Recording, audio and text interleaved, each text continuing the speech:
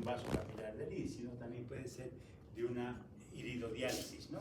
O de una diálisis iridiana, producto de un golpe demasiado fuerte, demasiado grande a nivel del iris. Luego tenemos que es la iridodonesis o luxación o subluxación del cristalino. Entonces, ¿a qué se llama iridodonesis? Aquí vamos a ver.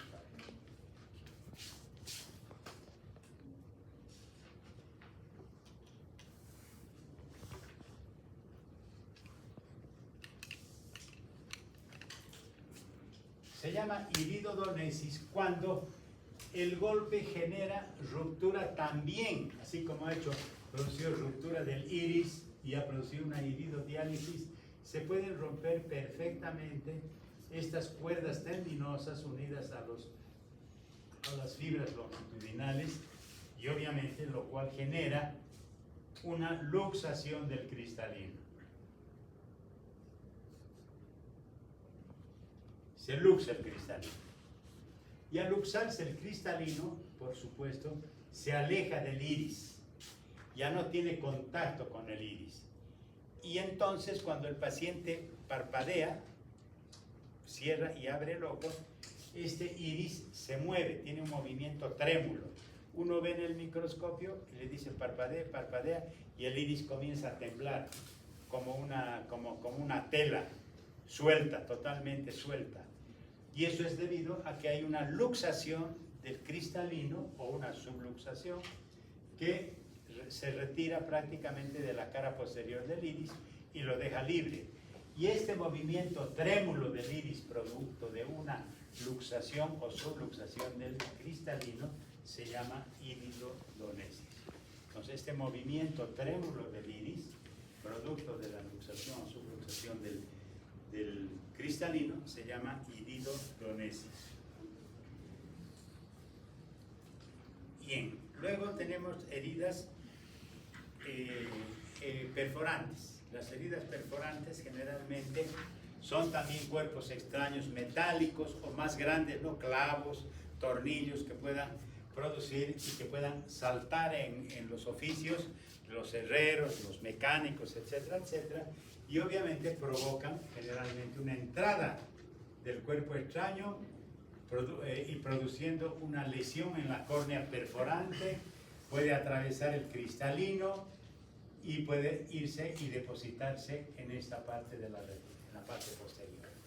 Entonces, a esto se llama cuerpos extraños penetrantes. Este cuerpo extraño penetrante es realmente un problema, porque generalmente los cuerpos extraños penetrantes no son orgánicos, son metálicos, porque para tener la fuerza de penetrar hasta allá adentro es un elemento más duro. También pueden ser plásticos duros que pueden producir una lesión corneal cristalina y depositarse. Entonces, lo que uno tiene que hacer ahora, actualmente, es realizar los estudios necesarios para determinar la posición o la presencia de este cuerpo extraño dentro del ojo. Y tenemos, ¿no? Tenemos la biometría, la ecobiometría, tenemos la tomografía, en fin, varios métodos para poder realizar, buscar el cuerpo extraño intraocular. Entonces lo que se hace es una vitrectomía, se entra por la pars plana, ya no sé si les dije, pero hay una zona que va desde el ángulo córneo escleral a 5 milímetros, acá, que se llama pars plana. Esta zona es una zona de referencia quirúrgica. Todos los procesos o procedimientos, quirúrgicos que se realizan dentro del ojo para realizar la investigación interna del ojo, se lo realiza a través de la pars plana, que es esta zona. ¿Por qué esta zona? Porque en esta zona no hay retina. La retina recién viene desde acá hacia atrás. Entonces toda esta zona es libre de retina para de esta manera no provocar una lesión en la retina en el caso de que en un procedimiento quirúrgico uno tenga que penetrar en el ojo. Entonces no perfora la retina ni nada. Entonces estas zonas son siempre quirúrgicas, son 5 milímetros alrededor del globo ocular, alrededor del ángulo de córneo escleral. ¿no? Entonces, el ángulo córneo-escleral, esa es la zona de la pars plana, que es una zona quirúrgica. Entonces cuando les pregunte yo cuál es la zona quirúrgica del ojo, me contestará es la pars plana, ¿no es cierto? Porque no podemos entrar por acá ni por acá porque perforamos la retina. Entonces, esta es la zona más importante de tipo quirúrgico para poder ingresar al globo ocular y realizar el procedimiento que tengamos que hacer. Entonces se entra el aparato acá, come el vitrio que va a encontrar, hay una luz que entra por otro costado que alumbra y luego con una pinza especial se lo agarra y se lo retira. Hoy día es bastante sencillo por la tecnología que tenemos, pero antiguamente era muy difícil. Si los cuerpos antiguamente habían imanes, eran unos imanes tremendos, obviamente eran eléctricos, entonces introducían acá y había que activar el electroimán, que era producido el magnetismo con una corriente eléctrica, y pegar este cuerpo metálico y retirarlo, pero a veces era difícil porque esto se quedaba prendido en el vitrio. Entonces ahora se hace como un canal en el vitrio, se hace vitrectomía, se le cava, se le labra una senda para que pueda retirar perfectamente el cuerpo extraño. La vitrectomía quiere decir comerse el vitrio, es un aparato que come el vitrio, abre un hueco y por ahí mismo se retira el cuerpo extraño.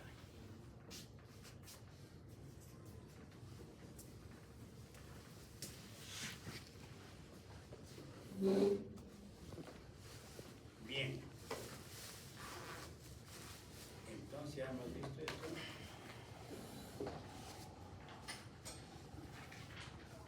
Lesiones del polo posterior. Bien, estas son las lesiones del polo anterior, y creo que ya no me he pasado nada. Y también existen lesiones del polo posterior. En el caso de la ruptura del esfínter pupilar, ¿hay signos visibles para el médico? La pupila está totalmente mediática y paralítica. Tú le alumbras con una linterna o con una luz y no reacciona para nada. Está paralítica y grande, y en muchos casos muy mediática. Y en estos casos no sería diferenciar con neurología, no sé si se hace. No, pues, pero si es producto de un trauma. Sí. Él te está diciendo que es producto de un trauma. No es por otra cosa. Bien, entonces tendremos ahora las lesiones del polo posterior.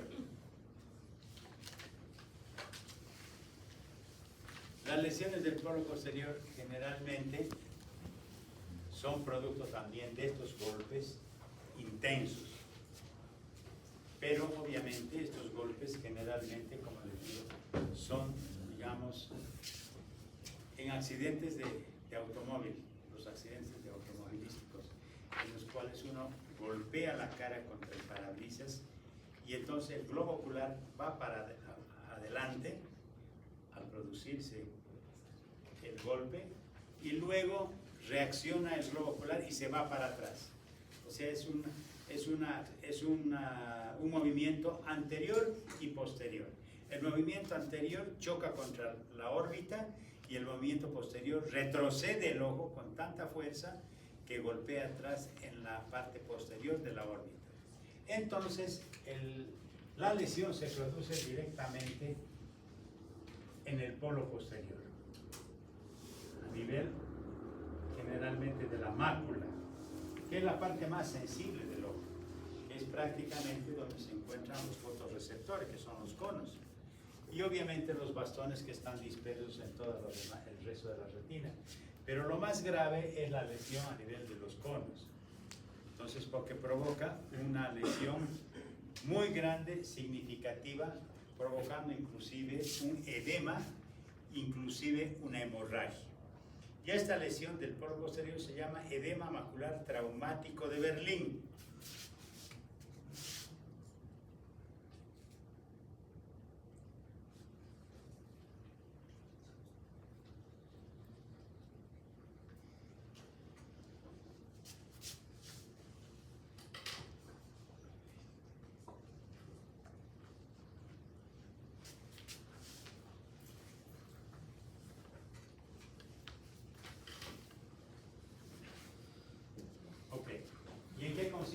lesión?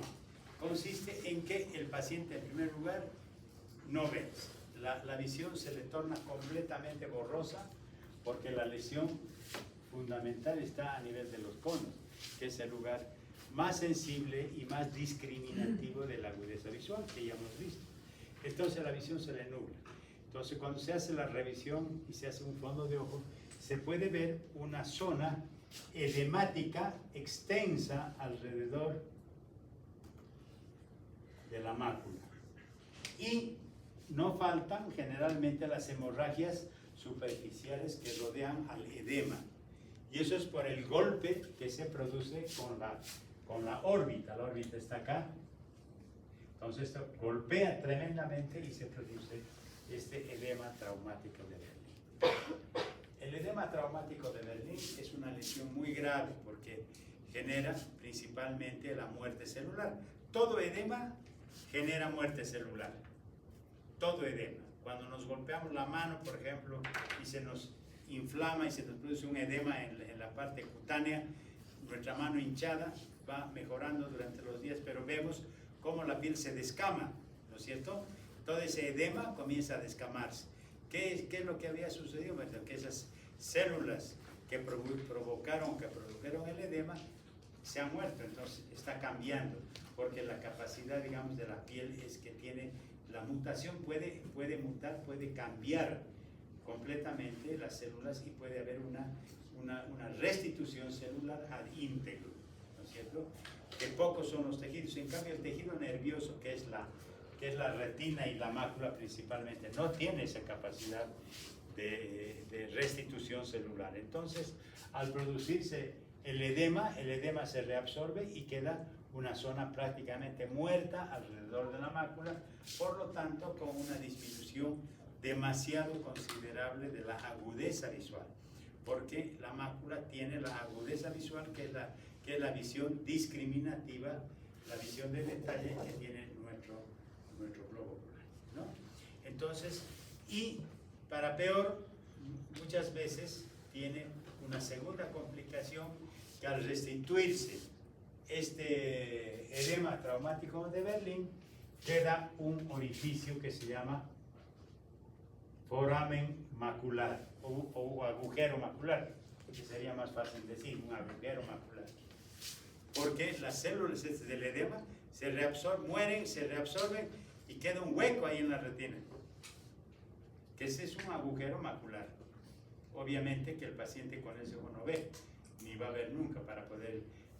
El resto de la retina está conservado, pero esa es simplemente visión de presencia. Pero la visión discriminativa que nos da la posibilidad de leer, de discriminar las imágenes, los detalles de nuestra visión de ese ojo, ya no existe, ¿no? Entonces está todo eso muerto. Entonces es una complicación bien grave y es una lesión sumamente grave que se produce en el polo posterior, denominado edema macular traumático de Berlín. Luego tenemos las rupturas coroideas. Esta segunda membrana, que es la coroides, esta, también puede romperse.